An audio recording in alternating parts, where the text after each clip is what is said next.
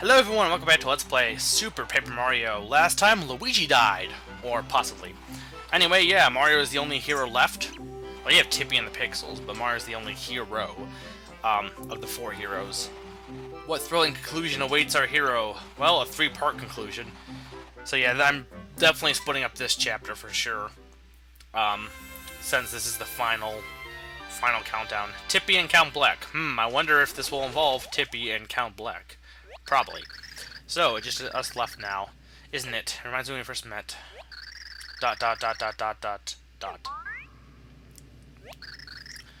She is sorry. Why are you sorry, Tippy? Yes, you did. And now they're all dead, you murderer. No. But as Mario points out, they're probably still alive for a few reasons. A, because Bowser has never died. Nor has anyone died. Hell, Peach survived being possessed by a demon. I'm pretty sure that all three of them can survive anything. Plus, it's a video game, and it's a Mario game. They're not going to kill them off for good. I wouldn't mind if they did, personally, only because, you know, it would make things, you know, interesting, I guess. I guess I am happy, though, that at least at this point, Mario's like, no, I'm pretty sure they're still alive, Tippy. Like, they're not trying to... I guess my thing is, I'm fine with... somewhat fine with them doing, like, stuff like this where they, you know, leave Bowser and Peach behind kind of for gameplay reasons, but then they, you know, don't try really hard to hide the fact that they're probably still going to be okay. Like, you know, they're like, oh, we'll grieve for them, but then, you know, Peach says, I'm not worried about Bowser, he'll be okay, and then, Mario's like, no, you know, Tippy, they're probably still okay, I'm pretty sure. I have a feeling. And yeah, this is probably the last time, I think the first time in a while that we had to use Tippy's ability to get through that door. So yeah, this is the last showdown. This chapter can be, I don't know, it's not that bad. There's one part I don't like. It's not like it's hard, but I know I just don't like it.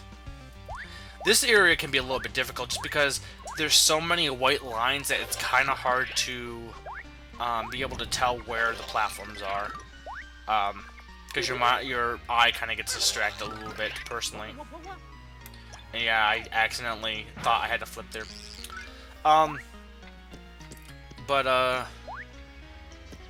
So, I've been playing a lot of... I mentioned I was playing a lot more, you know... I said the Tingle game. But I've been playing a lot more, or trying to play more third-party games lately. Because, you know, I do love... well, Nintendo, but I do love, you know, yeah, Nintendo. I do love the first-party games, they're great, but there are times where you know, there are some really good third-party effort. Not even third-party, independent, just games that get overlooked that, because they don't have a main name attached to it. But I do feel, not really bad, but, you know, are definitely worth looking into. One of the games that I've been playing lately, that I highly encourage everyone to at least check out a video or something of, if not, go out and get... I don't say blindly get it. I mean, if you're not into it, don't get it. But definitely, I like it. There's a game called Monster Tale for the DS. Came out in March of this year, 2011. It's really quite fun. Basically, it's made by, if anyone ever heard of the game Henry Hatsworth, I think it's made by the same people. Not the same company, but like the people who made that game went off to form the company that's making Monster Tale. And I think it plays very similarly. But like, Henry Hatsworth, I think, was a game where you would kill enemies and put them on the bottom screen of the DS, and you do a puzzle aspect as well. This game is, imagine, you know, Metroid, basically. But with a little bit more of a Mega Man-esque style to it, like, because the character who's in the game kind of almost plays more like Mega Man than Samus. She even runs like Mega Man. Her, like, run is actually exactly the same as Mega Man's. But imagine that, that kind of gameplay, you know, having the world map, and having, you know, that kind of style of fighting. And then imagine adding a Pokemon, Digimon, monster raising element to it. That's basically what the game is. Basically, you have a little monster who can have different evolutions, and you don't like just evolve it and it stays there. Basically, you can unlock the evolutions and raise certain evolutions. It can go back and forth between evolutions. It's not stuck on one evolution. and it can learn different attacks. It has different elements, and it's really quite fun. Like at first I was like, well, the monster aspect is interesting. Here are these dark months; they're definitely more powerful. And since I don't have Bowser, so it'll take a little while to kill them. I think. Well, maybe not though, because I think I'm doing double with the hammer. So, I guess I'm not any less than Bowser would have done. But yeah, it's at first I was kind of like at the very beginning, I was like, the monster element is interesting, but you know, I can kill most things by myself without you know, using the monster to kill things. But then slowly, as you start building up your monster and you start giving it more, you know, it has like an RPG element in the sense that you can give it more attack, more intelligence, more speed, and you get different forms and new attacks. And when you start doing that, and plus you learn more attacks, the enemies become more powerful, and it's really quite fun, and it's pretty addicting. I spent like the entire morning playing it, and I'm still not done. I guess my thing is that, you know, people say, oh, games are too short, and they said this game's a little bit too short too, but I guess my thing is, I don't mind, however long a game is fine for me. I never really complain about a game's length. If there's anything I'll complain about or find needs adjustment is pacing. Sometimes there are games that I feel could stay longer on certain aspects of a game and kind of rush it, and I kind of felt that way a little bit on Monster Tale, due to, like, there's basically 3 different chains of evolutions that you can get, and you get all 3 of them. You get each time you beat a boss, for the first 2 bosses. Once you beat the first 2 bosses, you get them. And so at first I was like, well, I barely unlocked evolutions for the first chain, and now I'm already getting the second chain. But then after that, you don't get any more, so it kind of encourages you to go back and unlock the evolutions for all 3 chains. And all 3 chains, it's not like the third chain is more superior than the other ones. They all have their advantages and disadvantages. Like the last chain, which is an adult form, basically, is more powerful, but also a little bit slower and a little bit less intelligent. And then Teenager, I believe, is more balanced. Kid, I don't really know what the strengths of Kid are necessarily, but I definitely know, you know, it's not like necessarily that they're better or not. It's kind of do your preference, whatever you prefer. But yeah, I just, it's quite enjoyable, and you know, I've been talking about it on Twitter a little bit, and I've been, you know, mentioning this game probably more than I probably should, but I guess my thing is, it's really fun, and I feel it's a game that's it's definitely probably not the hardest game ever, and, you know, if you played Metroid or Castlevania, you pretty much know what to do. I will say it's a little bit tricky, because I did have, and yeah, this part of this area is really annoying. It's a maze section. It's not too bad if you're not trying to get all the items, but even then, I never liked this maze section. I always dread it. But yeah, I mean, yeah, I've had a little bit of, you know, trouble with some of the bosses, so it's not like it's the easiest game ever. And the music's quite great. Then again, that could just be the fact that I love all music, because I've heard some people say it's not, you know, it's okay. Plot's not, like, anything phenomenal. Phenomenal's not, well, phenomenal, whatever. I guess phenomenal. I think I said phenomenal.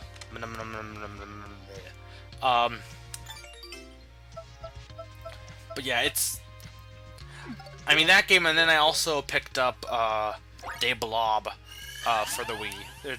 De Blob 2 came out too for like different systems, but I picked up De Blob.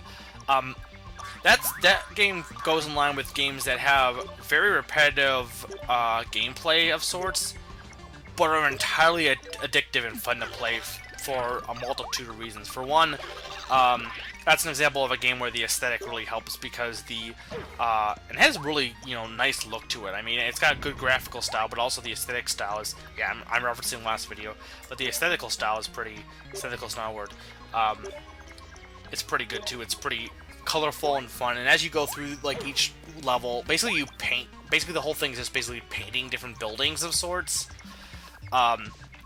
and the challenges are pretty simple and basically no different than just roaming around normally anyway, at least so far of what I've played. But the game is, you know, pretty simple for the most part, but like as you go through, the music gets more upbeat as you continue coloring the world, and you know, it's just got a great look to it. You know, like, that's my thing, is that it's a very repetitive gameplay style, and it's nothing like, you know, it's similar to like Tingle in a way, like Tingle's Rosy Ruby Land. I said I've been playing, and that game also is a little bit repetitive in gameplay style, but just certain aspects of the game and the gameplay itself is very addictive. So yeah, the gameplay for De Blob is really addictive and really fun, but also the aesthetics help in keeping it interesting.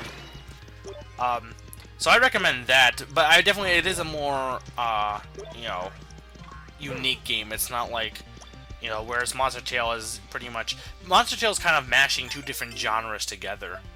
You know, which is the way to, you know, make something new. Take two old things, put them together, you get a new thing. I guess as much as people say, well, that's not exactly super creative, well, neither is making the same thing.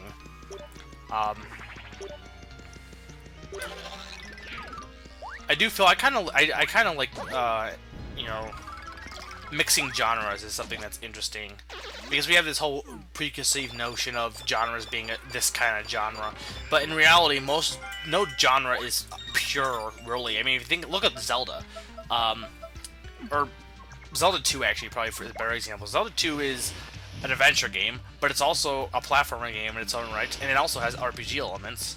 It's also a shooter. Well, no. But technically, if you count the sword beams. Is there sword beams in... I think maybe not. Is there... I think there is. Either way. But yeah. So I guess my thing is that it's a good idea to try and broaden your horizons and try some more games you never heard of, as opposed to just first-party offerings. Even though I know it's safer to choose first-party offerings, because I do that too. Anyway, is that the Chaos Heart? Possibly, but it's also Bleck. I see you've come at last. Yes, we are the hero of the White Prognosis. Count Bleck. Well, not really. Possibly, but we're gonna stop you. Just you make yourself comfortable. No, we're gonna beat you. I mean, I know Tippy loves you, but how could you do this? Well, it's pretty easy how he did it. He got the Chaos Heart. They are meaningless. Better that I destroy them. Better yet, I shall make it as if they never existed at all. If the worlds have no meaning, was our meaning meaningless as well? Answer me, Bulamir. You know the answer, dear Tapani. Count Bleck does not have to tell you. So basically, yeah, he knows at this point that he really made a mistake, and he doesn't really want to... I mean, he's kind of making an act with this whole destroying world thing. At this point, he really doesn't want to, but it's not like he can do much. At least he doesn't think he can do much. I mean, the only way to stop him is to defeat him, and that's exactly why we're here. Kill the beast. Bleh, Bleck. Very well, but I will also do what I must. Count Bleck is the deleter of worlds, my fate is written in the Dark Prognosis. Do not think for a moment that I will hesitate to strike you down. All now ends. So yeah, the epic showdown of Ultimate Destiny is going to happen. I'm wondering how many memories Tippy got back. Like, I know she got some of them, but did she get like all of them at this point? Because like she just near the end realized, hey, wait, I think I remember Count Bleck and I remember Bulamir, but I'm wondering if she just got all her memories back at this point, which I assume she probably did. Anyway, Anastasia is being told to leave. Are you prepared, hero? Our duel will be worthy of the last clash the world will ever see. Yes, it will. So let's begin this epic showdown. He has all these magical tricks up his sleeve, such as that. But unfortunately, we can't attack him. Attack him. That's not a word. Attack him. Because the Chaos Heart is shielding him. So basically they're pulling a whole, you know, what they did for, like, every Paper Mario game. With Bowser and his Star Rod. And TTYD and the Shadow Queen. True form, that is. You can't so much as tug on the cape of Count Bleck. You have failed. Mario, your attacks aren't working at all. I expected more potency. Well, unfortunately, we kind of missing 3 of the heroes of prophecy. We only have 1. So if we had more of them, maybe we could give you more. Is this the end? Possibly. Oh, come on, you're giving up already? Wait, who said that? Who's that Pokemon? It's Bowser. Wait, Bowser. Yeah, see, I told you he wasn't dead. Man up a little. So yeah, we never get up when Bowser's going to kill us. So yeah, they're all alive. Awful count. He's not that awful. He has a pretty nice hat. We aren't giving up. He'll never win. Well, he could win. You never know. It can go either way. But how? I fell through the floor before I got flattened by the ceiling. Interesting. I fell through too and landed around Bowser. It was surprisingly a soft landing. Ah, Bowser's so cuddly. And Princess found Luigi out cold. Odd. I think Dementio's up to something, but that's besides the point. Either way, yeah, all the 4 heroes are here. I like Bowser's. I really like Bowser when he's a hero personally. Like in Bowser's Inside Story. I mean, he's more interesting when he's a hero than when he is a villain. Well, no, in Paper Mario he was interesting too, though. I guess I like his RPG personality better than his platformer personality. And the Pure Hearts are now here, and Count Bleck's shield is broken. Bleh, huh? My barrier is gone. Which means we can attack. Just like Merle said. I don't know. Maybe she did say that. But either way, whatever. I still say the whole late prognosis is just making a bunch of that crap up. Either way, we still have to fight him. Because even though the shield is gone, he's still alive. So, next time we will fight Count Bleck for real.